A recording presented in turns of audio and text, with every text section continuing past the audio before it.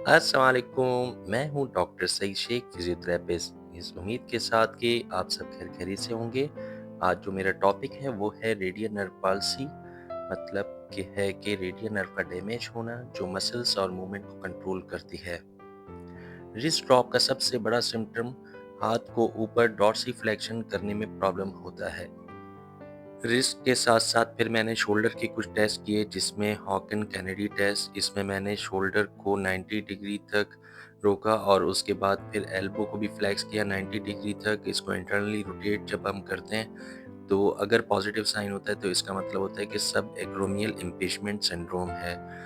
दूसरा जो मैंने टेस्ट किया इसको हम कहते हैं एप्लीज टेस्ट। एप्लीज टेस्ट में क्या किया जाता है कि जहाँ पर आप इसका स्केपुला होता है, आप देख सकते हैं कि जो राइट हैंड साइड है वो लेफ्ट साइड पर स्केपुला पर टच करवाऊँगा मैं, और जो लेफ्ट साइड हैंड है वो राइट साइड स्केपुला पर नीचे से हाथ टच करवाकर, और ऊपर से जो हाथ आएगा वो सेम साइड पर होगा।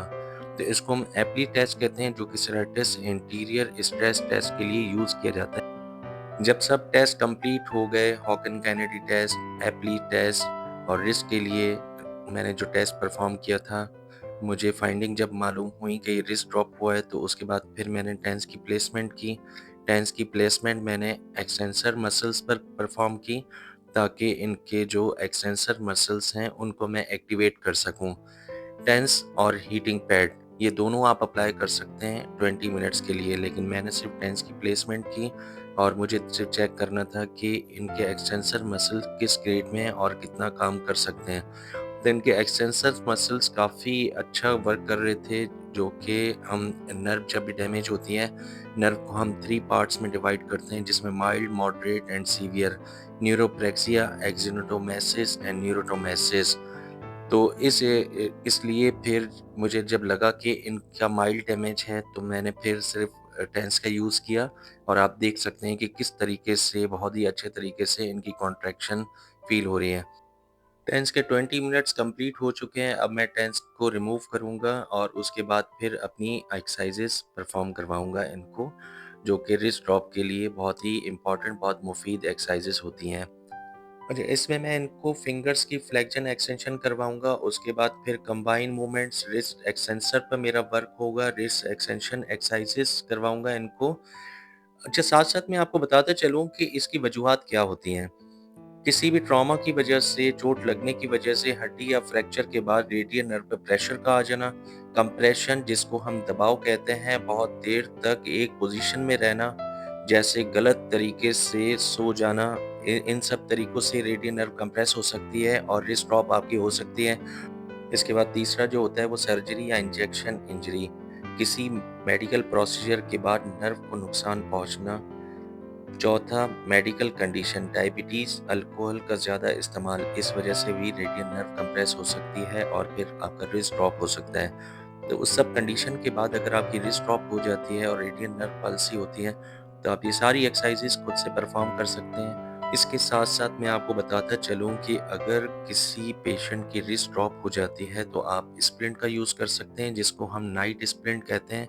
मैं इसकी तस्वीर आप लोगों से शेयर करूँगा ताकि आपको मालूम हो कि रिस्ट ड्रॉप होने के बाद मसल्स ज़्यादा वेस्ट ना हो अपोज़िट साइड पर, मीन्स कि डॉर्सिफ्लेक्सर्स वीक हैं, तो प्लांटर फ्लेक्सर की तरफ जब ज़्यादा देर तक हाथ रहेगा तो प्लांटर मसल्स तो ज़्यादा एक्टिवेट रहेंगे, लेकिन डॉर्सिफ्लेक्सर्स जो है वो उनकी स्ट्रेंथ कम होती जाएगी। तो मैं आपको स्प्लिंट बताऊँगा, उसका इस्तेमाल करने का तरीका भी आपको बताऊँगा कि किस तरीके से वो आप इस्तेमाल कर सकते हैं। मैं तस्वीर आप लोगों से शेयर करूँगा, उसको भी आप यूज़ कर सकते हैं ताकि रिस्ट ज़्यादा देर तक ड्रॉप ना हो। इसको हम एक्टिव असिस्टेड एक्सरसाइज़ेज़ कहते हैं। देखिए, 1 केजी का डंबल है जिसके साथ मैं एक्टिव असिस्टेड इनको एक्सरसाइज़ परफ़ॉर्म करवा रहा हूँ।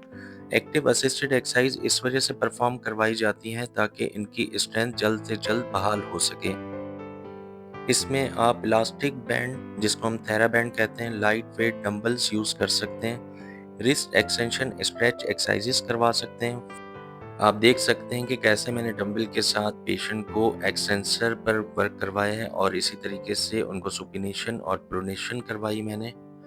अब इसके बाद फिर मैं इनको ऑब्जेक्ट कोई भी पकड़वाऊँगा और फिर कहूँगा, टारगेट दूँगा कि इसको वापस अपनी जगह पर रखें। इससे इनके एक्सेंसर्स काफ़ी वर्क करेंगे और ये खुद को काफ़ी अच्छा फ़ील करेंगे कि नहीं, मैं ये काम कर सकता हूँ। तो इस वज़ह से ये सारे टास्क आपको परफ़ॉर्म करना बहुत ज़रूरी है। ये देखिए एर्गोमीटर, इसको हम स हैंड साइकिल भी कहते हैं। जिस तरीके से आप पाँव से साइकिल चलाकर नी की स्ट्रेंथ को बढ़ाते हैं, इसी तरीके से हम ये एर्गोमीटर यूज़ करके अगर किसी की हैंड मोबिलिटी कम है, रिस्ट एक्सटेंसर में प्रॉब्लम है, रिस्ट जो है वो स्टिफ़ है, तो आप ये एर्गोमीटर यूज़ करवा सकते हैं। इसके बाद फिर मैंने इनको वेट बेयरिंग एक्सरसाइज़ करवाई। इस तरीके से अगर किसी भी पेशेंट की रिस्ट ड्रॉप हो, तो आप ये सारी एक्सरसाइज़ेज़ घर पर परफ़ॉर्म कर सकते हैं और फिर मुझे अपने कमेंट सेक्शन में ज़रूर बताइएगा कि ये सारी एक्सरसाइज़ेज़ आपको कैसी लगी और इससे आपको कितना फ़ायदा हुआ। मुझे आप प्लीज़ अप कमेंट सेक्शन में ज़रूर बताया करें, मुझे इन्फॉर्म किया करें। मुझे बहुत खुशी होती है जब आप लोग कमेंट्स करते हैं कि डॉक्टर साहब मुझे इस एक्सरसाइज़ से इतना फ़ायदा हुआ, तो मुझे बहुत ही अच्छा लगता है और मैं उसका रिप्लाई भी देता हूँ आप लोगों को।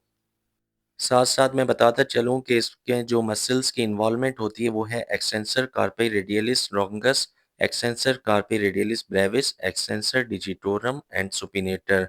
इन 4 मसल्स पर मैंने वर्क किया। इसको देखिए मैं कैसे रेडियल डेविएशन और अल्नर डेविएशन करवाऊँगा और उसके बाद फिर रिस्ट एक्सटेंशन मैंने दोबारा से परफ़ॉर्म करवा कर देखा कि कितना फ़ायदा हुआ। लास्ट में मैं इनको इंटर डिजिटल टेक्निक करवाऊँगा क्योंकि इनका जब मैंने टेस्ट किया था हॉकिन कैनेडी टेस्ट और इसके अलावा एप्ली टेस्ट, तो उसमें मुझे स्टिफ़नेस लगी थी। तो मैं साथ-साथ ये वाली एक्सरसाइज़ भी करवाऊँगा ताकि इनके शोल्डर स्टिफ़ ना हो। रिस्ट की वजह से अक्सर शोल्डर हम यूज़ नहीं करते तो शोल्डर में स्टिफ़नेस होती है। लास्ट में जब मैंने इनसे पूछा कि आपको ये सारी एक्सरसाइज़ परफ़ॉर्म करके कैसा लगा? तो इन्होंने कहा कि डॉक्टर साहब मुझे बहुत अच्छा लगा। आप मुझे बताइएगा कि मेरी वीडियो आपको कैसी लगी? लाइक कीजिए, शेयर कीजिए। अल्लाह हाफ़िज़।